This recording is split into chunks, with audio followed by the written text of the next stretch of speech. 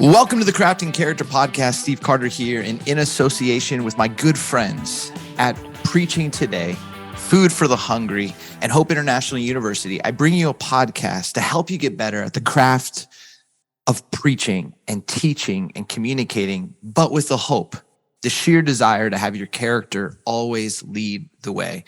And I'm excited because 2023, I have a lot of expectancy about this year. We're mapping out how we want to help every one of our listeners really build a talk, a great talk, to build kind of a catalog of great messages and sermons. And so every month, what we're going to be doing is working on one crucial factor to ensure a great talk. And so even later this month, we're going to be talking about prep and our study. And I can't wait to introduce you to one of my mentors who taught me the art of getting after what really is going on in the text. But today, I have invited a dear friend. Steve Sonderman is someone I just respect. He leads No Regrets men's ministry this is its 30th year, but he's been a pastor for so many years at Elmbrook Church in Wisconsin. I've been up there. It's an amazing church. He was a chaplain for the Milwaukee Brewers. Go Cubs! But I'll tell you what, if you want to know what character looks like, it probably looks like Steve Sonderman. I just love the pastoral heart that this man has. I love the calling that this guy has. I just love his heart for men, and trying to really have them really, in my mind, like embody that kind of Acts 11:24. He was a good man, full of faith, full of the Holy Spirit, and led a good number of people to the Lord. Like I think that is what Steve just has been doing for year after year after year. And I know many of you who listen to this podcast are women who are teachers, and you teach on a weekend, or you teach in student ministry, and you've got to, or teach to young adults in college ministry. You're going to learn something about communicating to the men and what like wakes them up, what catalyzes them. Many of you are pastors, preachers on the regular, senior pastors, teaching pastors, youth pastors, and you know, man, like the importance, the sheer importance of speaking to the hearts of men. And I cannot wait to help you through this conversation learn about really speaking to the men, catalyzing them, and really drawing them into the grander story of God. And so without further ado, Steve Sonderman, welcome to the Crafting Character Podcast. Hey, Steve, it is so good to be with you today, and thank you for that wonderful introduction, and just grateful for you and your friendship, and just the chance to work together in so many different venues and places. And I've always appreciated your encouragement and your support in the ministry and what we're trying to do. So thanks for this time. I'm really looking forward to it. Well, 30 years, man, 30 years. This February 4th will mark the 30-year anniversary of the No Regrets conference. I mean, just that's got to feel like, man, 30 years. And when I think about 30 years ago, there wasn't very much going on for men. Talk about what was the genesis, the catalyst for starting this ministry 30 years ago? Yeah, I was doing college-age ministry at the time at Elmbrook Church. I had been the college-age pastor for about 6 years or so. And I had also done high school ministry before that as a volunteer for 6 years, did some young adult ministry. So I had done a lot of student ministry. And so after 6 years of the college-age ministry, I went to Stuart Briscoe, who was then our senior pastor. And I said, Stuart, I am so sick of pizza parties, retreats, bus rides. I said, you got to get me out of here. I've just got to do something different. I have 4 of my own kids. I got about 400 kids showing up for the college age ministry. I'm done, right? And so I gave him 4 options. I said, I can do assimilation, I could do prayer ministry, I could do missions, or I could do evangelism. And he said, okay, let me get back to you. So he got back to me in a month. He said, Steve, here's what I want you to do. I want you to do men's ministry. And I said, Stuart, that's not on my list. I said, evangelism, missions, prayer, or assimilation. And he said, I want you to do men's. I go, Stuart, what do I do? I said, I have never worked with a man in my life. He said, here's what I want you to do. I want you to do the very same thing you did with the college kids. Just try to act a little bit more mature. So took off the shorts, put on some long pants, got a long sleeve shirt, and that was the start. And literally, Steve, I started talking to some people that were doing ministry to men. It was not happening in the churches at all. I think I was probably the first. Stuart was such a forward-thinking guy to have a pastor designated for that. There were some parachurch ministries start, doing things over the years. And so I started talking to them, spent a lot of time in prayer, talked to guys individually, met with them one-on-one. What are you looking for? What would ministry to men look like for you, for your neighbor, etc.? And really the whole first 9 months was just prayer and seeking God and building a prayer team. And then we launched the ministry that following fall. It started in January. It wasn't until the fall. And really all we did was I took 12 guys and I met with them on Tuesday morning, 12 guys on Wednesday morning. For that next year, that's all we did. And I can't tell you how many letters and phone calls Stuart got. People were so mad. Why aren't we doing a retreat? Why aren't we doing a men's breakfast? Why aren't we doing this, that, and the other? And all they wanted was a bunch of events. And, and I just said, I've got to develop some leaders first. And so I started small, went slow, and built into those 24 guys for the first year. And it really was really what we did. That was the basis, the foundation of everything we did in the future, was that deeper discipleship. And then after the first year, some guys came to me from Illinois, from Antioch area, and they had this vision. They said, "Listen, we think that you should put on a conference for men." And, it was one of those things like, God loves you and we have a wonderful plan for your life, and so they said, we just think, Promise Keepers has just started up in the summer out in Boulder. And we think the guy should have something mid-year and maybe in February. So we did the first conference and, we had no idea what to expect. And it was a Friday night and I thought it was just going to be a one and done. We're just going to do this once. It's like a nice event, and that's it.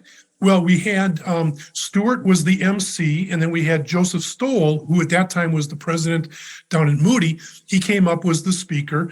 And Steve, it was sort of like, if you build it, they will come. Wow. Type of moment. We had just moved into the new sanctuary that held 3,200. That was filled up 45 minutes before we started. We had the old chapel, the old sanctuary, which held 1,600. That got filled up. And then we had guys all over the fellowship area outside both of those areas. So we ended up with 5,000 guys that first Friday night. And we were like, oh my goodness, we charged $5. We didn't even just sell tickets.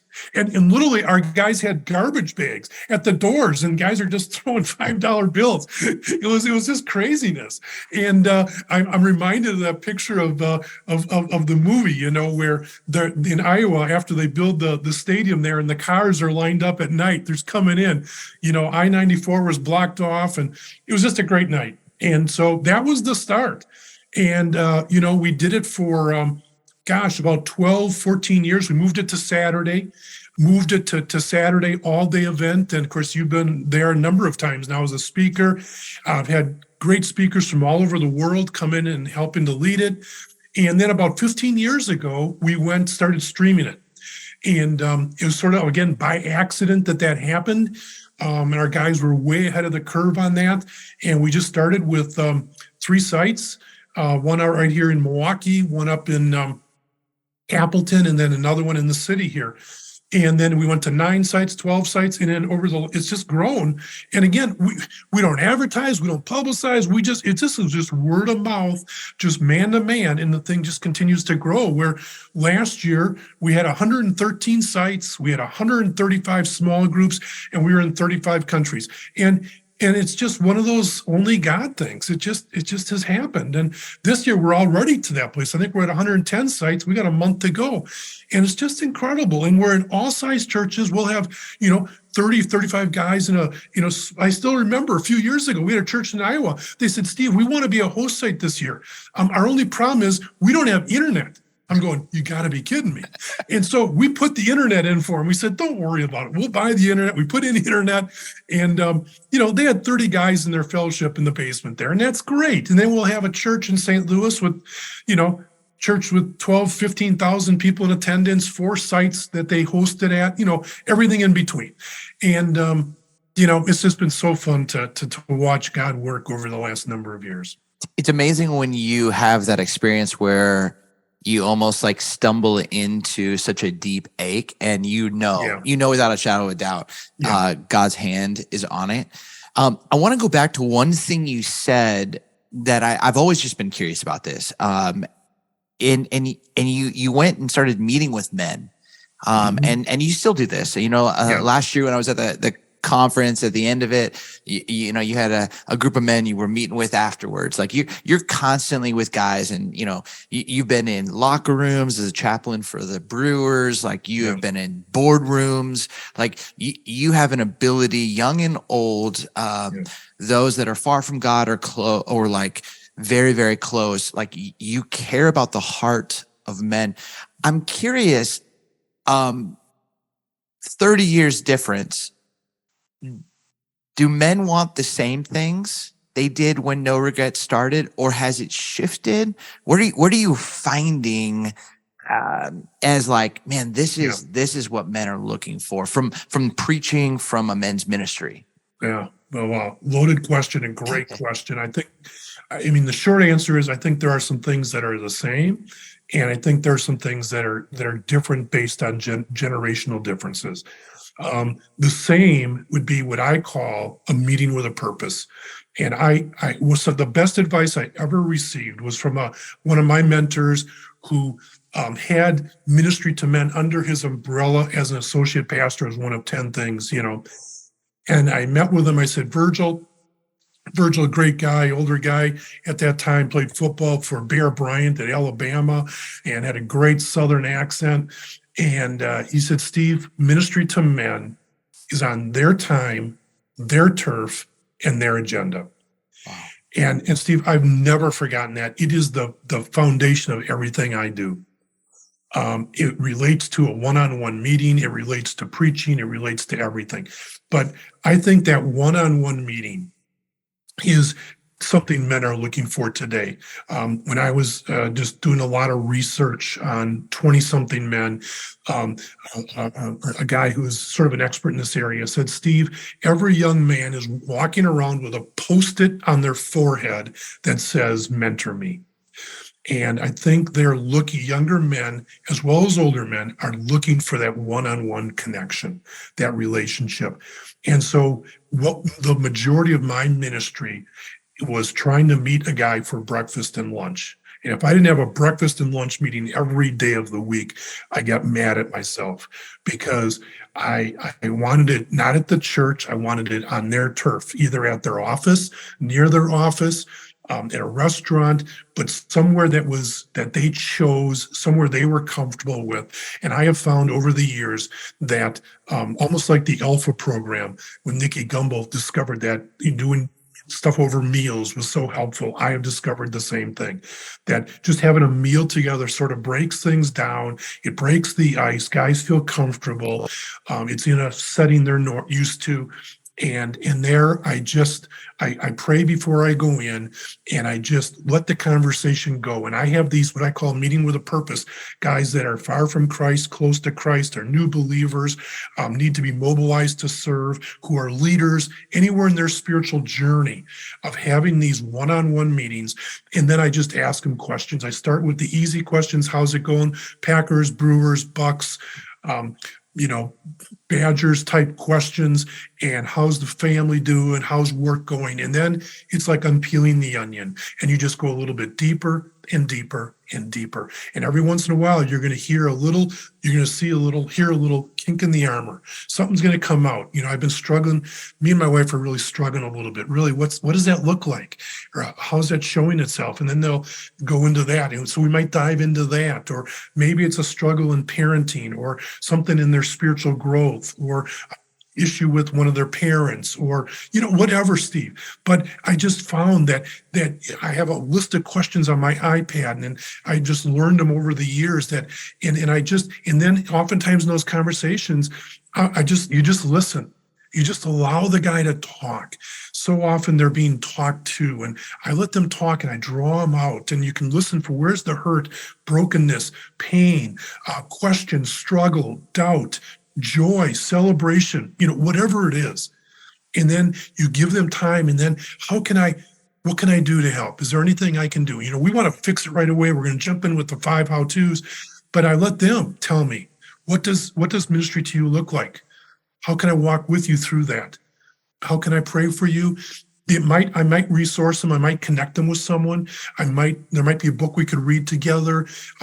It could be different things. But I really just allow the Spirit to take over those conversations. And Steve, I just can't tell you, when I look back over 30 years, that's been the constant of just constantly meeting with guys one-on-one and just getting into their story. I just start with, tell me your story. We haven't been together. What's been going on the last year? How did COVID affect you, your work, your family? You just use modern day things and you get into it. So that's just one thing that I would say that is the same today. Yeah, I think that's so beautiful. And, I had heard about you for years, and obviously when being in Chicago, I had known of the story of Elmbrook and the Briscoe, Stuart and Jill, and just the legend of who they are and what they represent as pastors and leaders and teachers, and their character and their great accent, being from the for Britain. And but I remember being up at a family camp.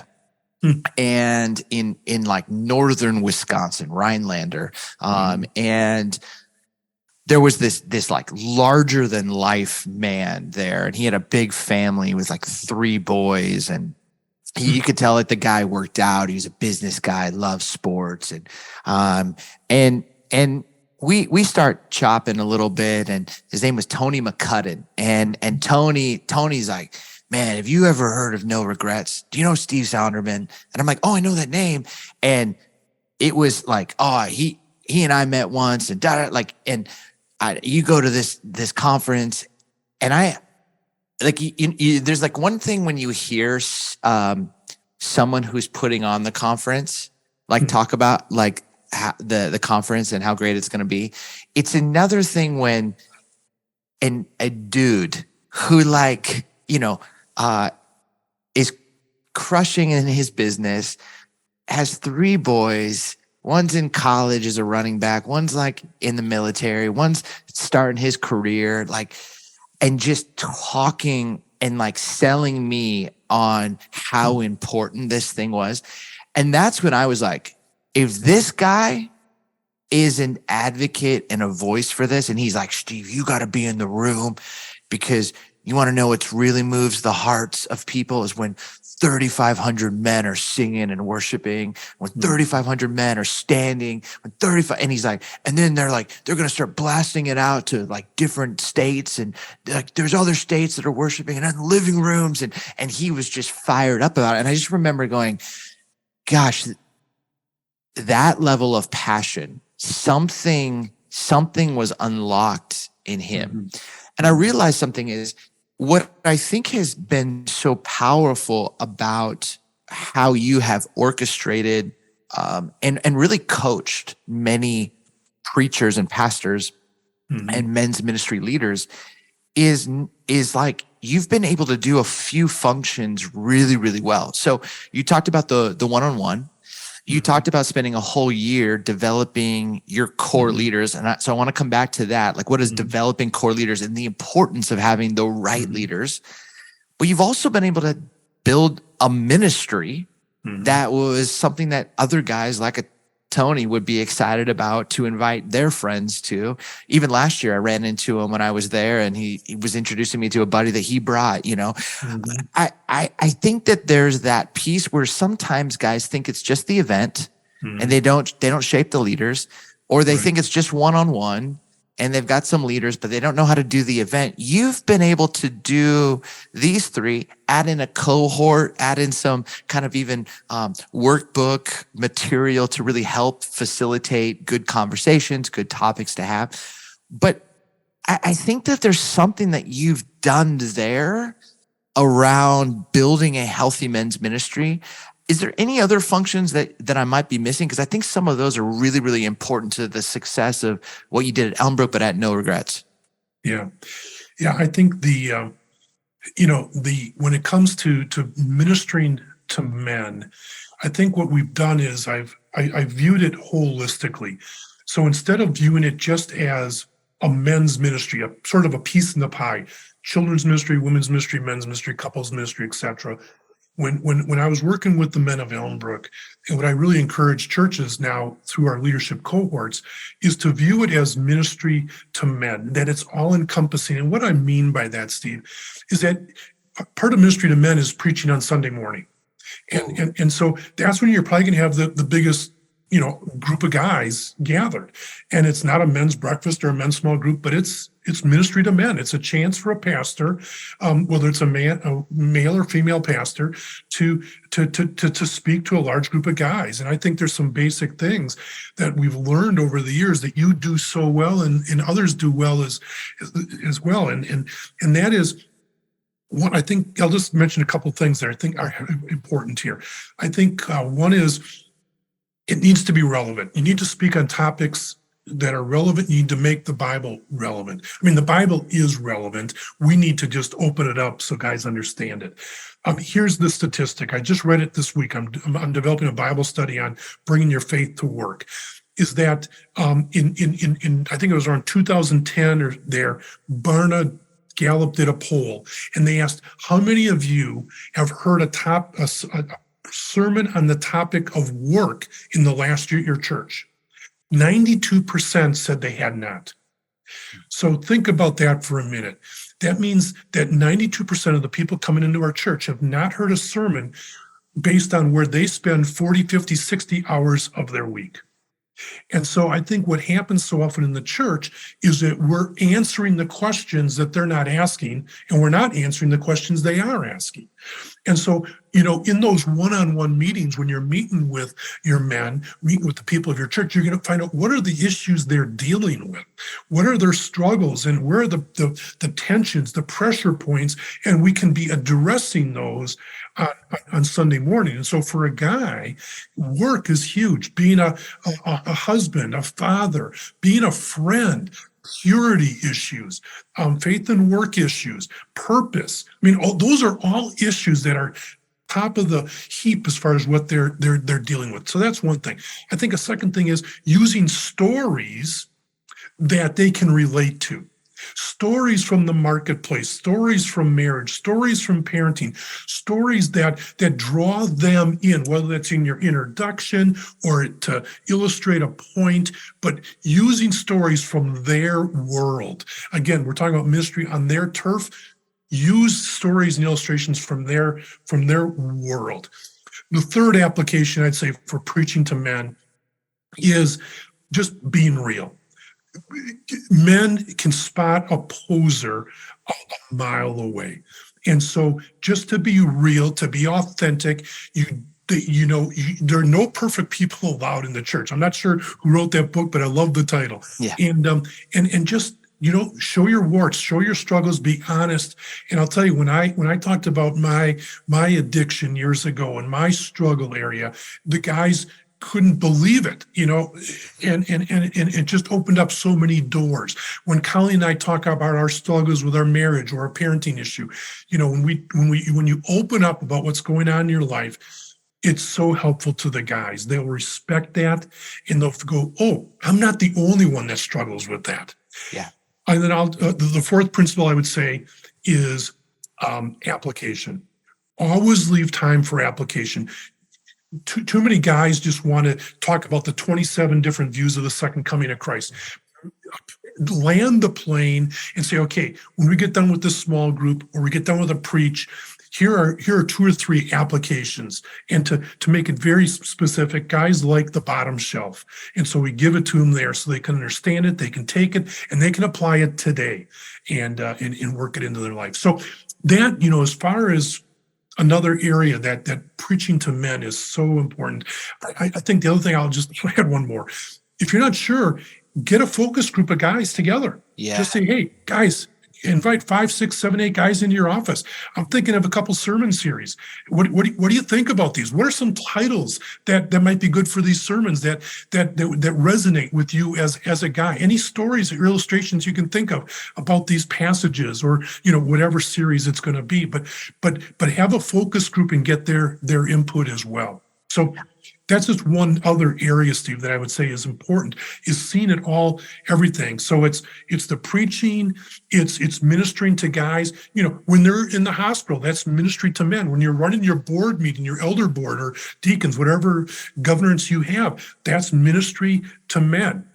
When you're in the hallway talking to guys, all those things, it's all related to ministry to men. I love that. I think that's it really just takes it out of a Thursday night in the fellowship hall or a Tuesday morning, and it helps you see, gosh, the whole story.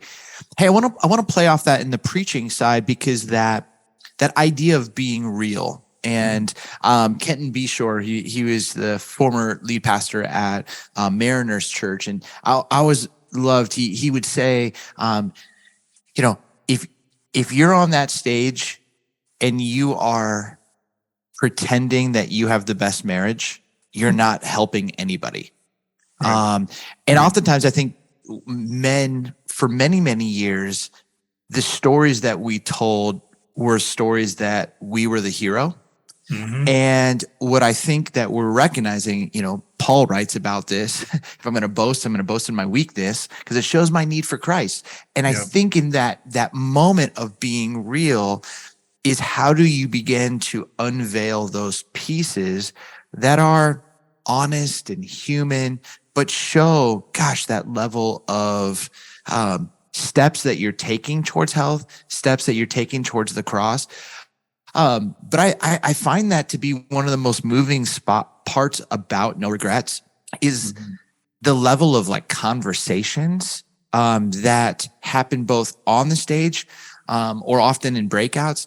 But, in my group last year, that happened in the hotel lobby afterwards. And just, I think what's amazing is the multiplying effect of someone from the platform who's being real and transparent, and how that opens a dude up, and how that opens a dude up, and how that opens a dude up. And all of a sudden you're looking around and you're like, dude, that guy just shared.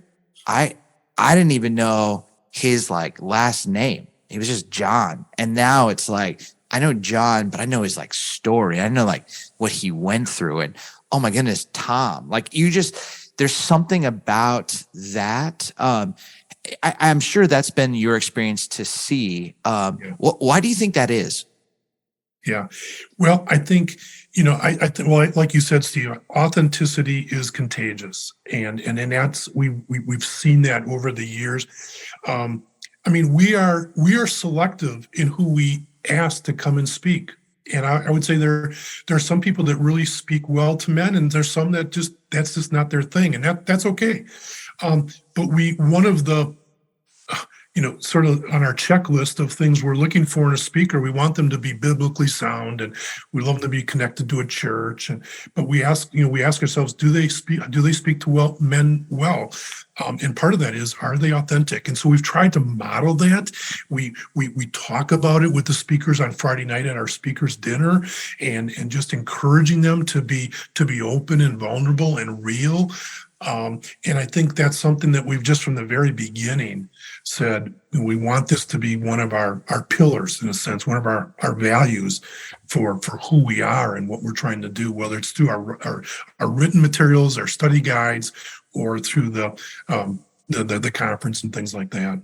So I love that. I think it's it's definitely apparent, and I think too, again, how you've, with even the podcast, like just allowed some real conversations, but the conversations are really great. Again, if you're a pastor and you're looking to build a men's ministry or this ministry to men and grow, whether from preaching to men or just to really ministering well to the men in your church, check out the podcast. But also, man, I would tell you to check out this conference on February 4th. Again, I'm sure there's a place that you can go to nearby where you live, or you can join me in Brookfield, Wisconsin, and go there. It's a great experience. It's one of my favorite things to be a part of. I drove up last year with my group of guys, and it was just, I was just going to attend, just like paid for by myself to go to attend. That's like, and so I say that to go, this is not just someone who's like, oh, he speaks there. No. Like, this is something that I paid to go to attend. And if you want to learn more, you can go to menwithnoregrets.org, menwithnoregrets.org. We'll have it in the show notes and everything. But I know that there's some of you pastors here who go, okay, I'll definitely check out the streaming. I'll definitely like maybe go to a satellite or go to the conference, and I'd love to do that. But I'm still trying to figure out how to build a men's ministry or this ministry to men and do that well. And again, one of my favorite parts about Steve's heart is not just throwing events, but really helping men lead in churches all across the world. And again, I'm speaking as someone who has a bunch of guys who went through a cohort that Steve and his team put on, where they get just really practical opportunity to learn. And then, this past Thursday night, I was at what we call the frat, which is our men's ministry. And I was there, and these guys were leading. And so again, I can see all that you are doing to shape, pour in, and inspire. Talk about this cohort, because I think there might be some pastors across the country who go, ooh, I didn't even know this existed. How do I sign up for that? Yeah. Well, thanks, Steve. I appreciate that intro. In getting us talking about this, because in some ways, this is really my heart more than anything. I mean, the conference is great, but it's a one-day deal, and it's catalytic. And I'll just say one thing, and then I'm going to get into this. To help the conference not just be a one-day event, what we've done is we've written a 6-week follow-up.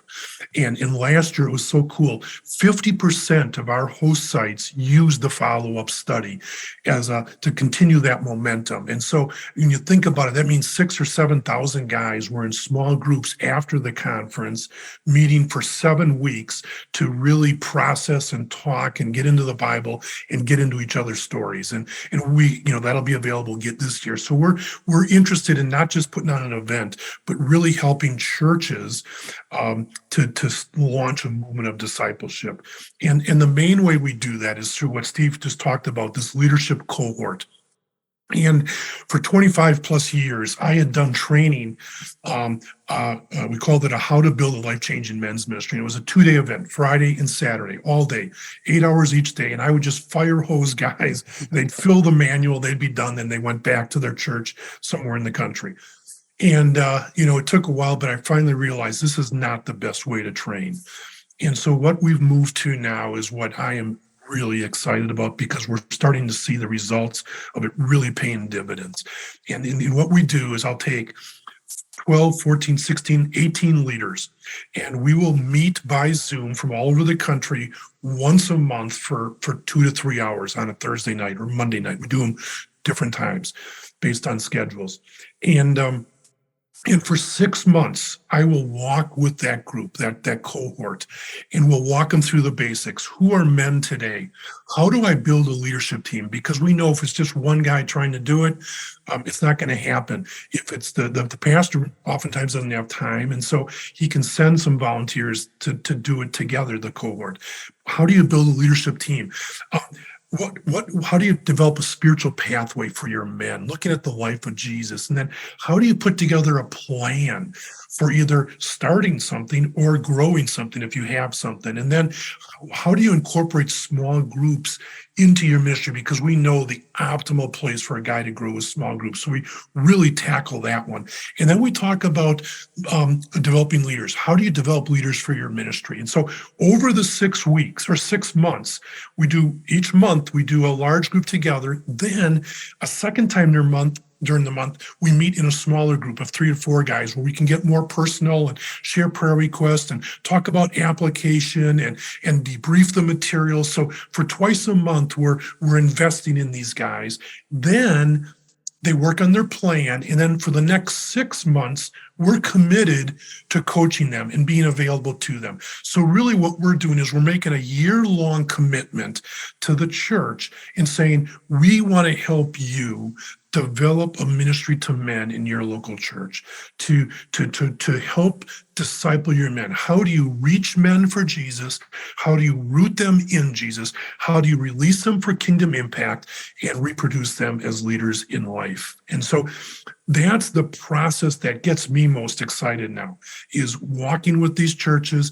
And again, we're not working with hundreds of churches because that's just not manageable. We're just taking a small group. But we're going to be starting another cohort right after the conference.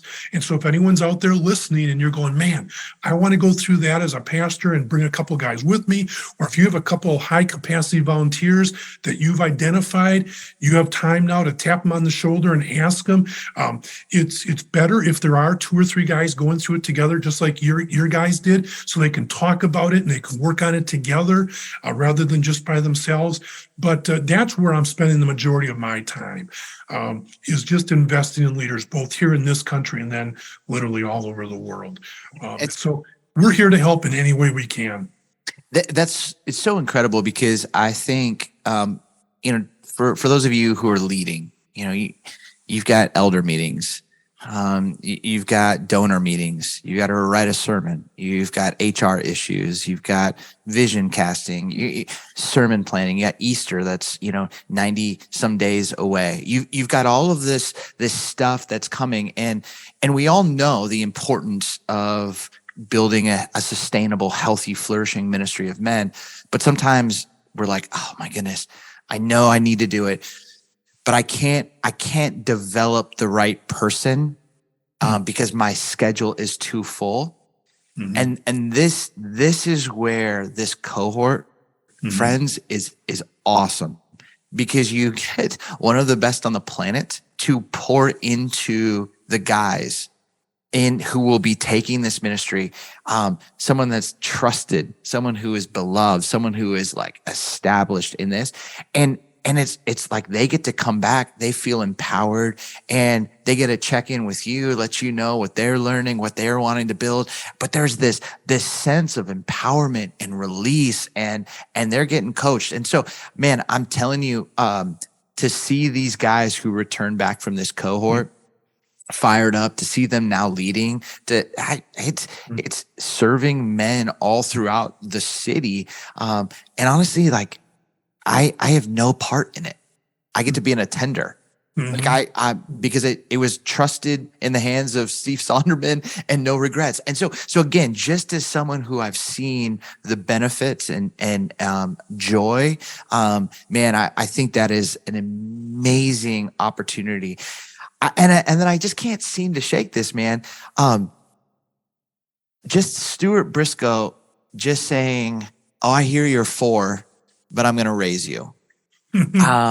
You could do assimilation, and you could do prayer, but I'm actually gonna push you to something that's going to require you to actually do all 4, and it's going to be this ministry to men, and to see the countless number of lives that have been affected by his month of prayer and that conversation, and your yes, and a church in Antioch saying you need to throw a conference, and that only God yes.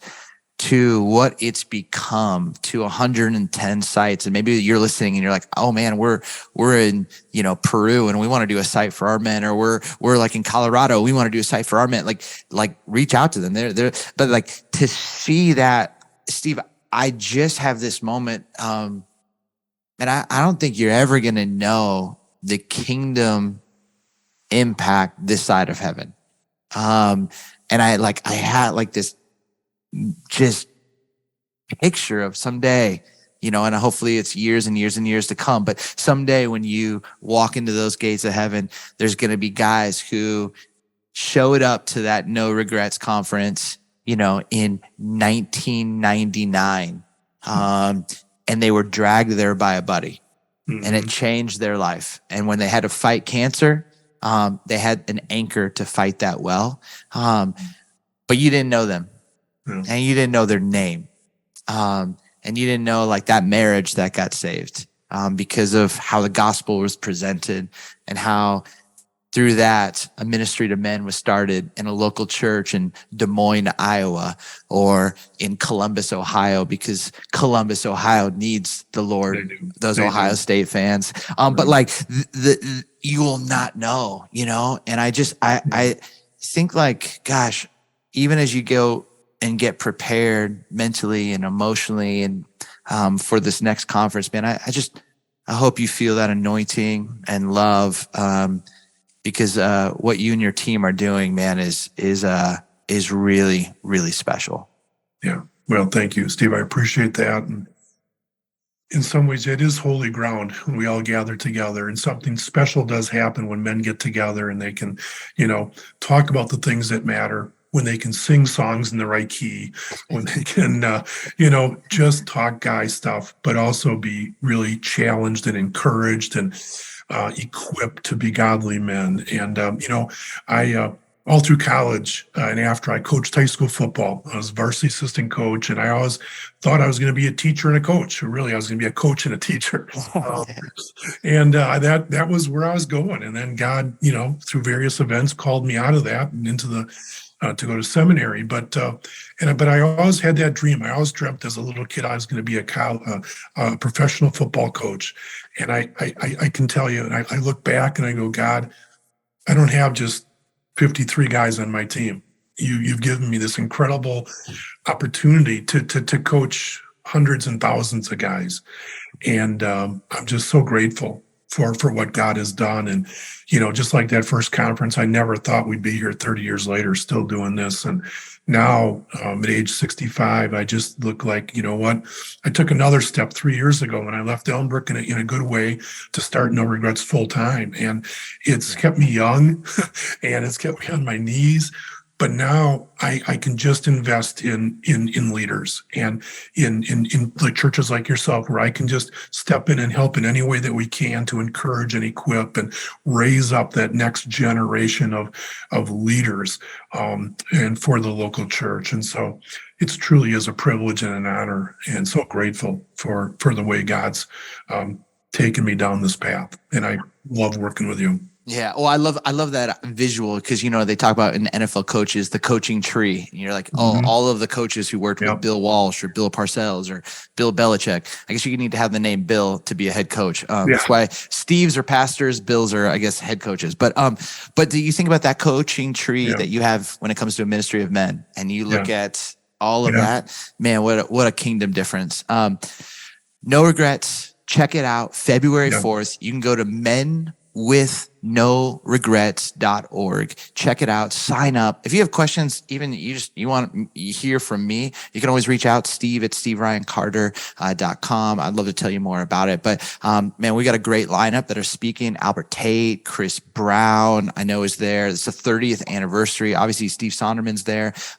There's a great group of platform speakers, breakout speakers that will talk again about purpose and marriage. Even I'm speaking on one that's all about who is Jesus. And so this is not just an event for those that follow Christ.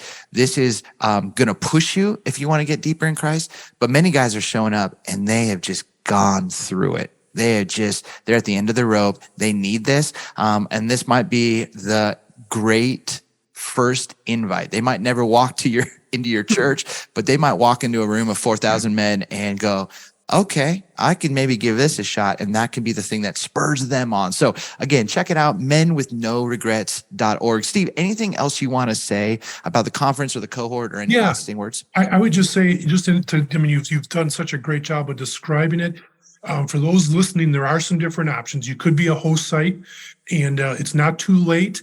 And we stream. It's a plug and play, so it is so easy. You can go on our website and learn more about that. That we do have a conference-specific website. It's just noregretsconference.org.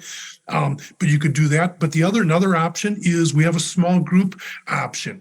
And so if you're just thinking about this for the first time, maybe just have a few guys over to your living room, your condo complex, your basement, your man cave, in your workplace, your boardroom, wherever. And it's much cheaper that way. And you can just have some guys over and do it that way, or there is the individual option as well.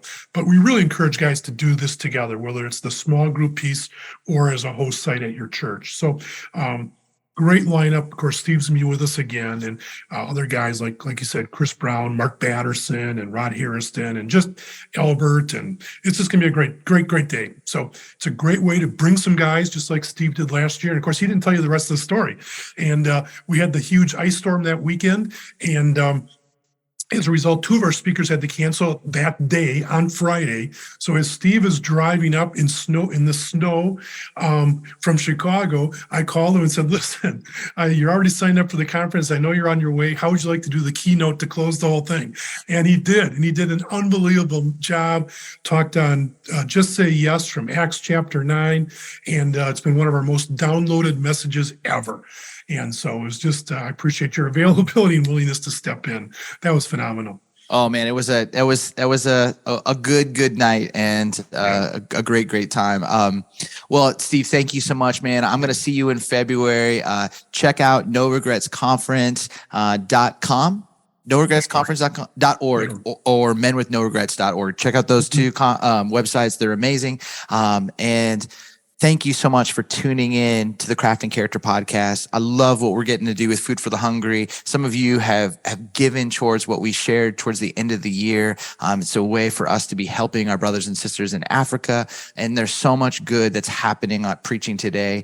We are going to help you get better at your craft. I can't wait as we start next podcast episode breaking down how to study, how to get to the heart of the context, how to find the ache and the teach. So get ready, come prepared. Steve Sonderman, thanks so much. I'll see you soon. Grace and peace, everyone.